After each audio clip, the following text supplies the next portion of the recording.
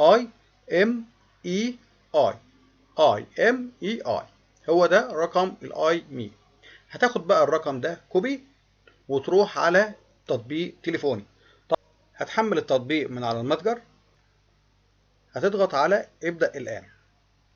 هيطلب منك رقم الاي مي، هتكتب له الرقم وتضغط على استعلام.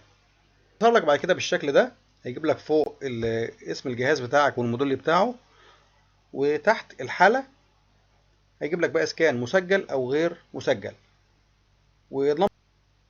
وهيجيب لك عدد الشرايح أو عدد الاي مي، ده طبعا على حسب عدد الشرايح اللي عندك. كل شريحة بيكون لها اي مي. تمام، هو كده ده 2 فكاتب 2.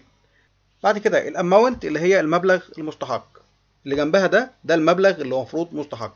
المفروض لو انت ما عليكش مبلغ هيقول لك ان هو مسجل، وهيقول لك لا يوجد مديونية.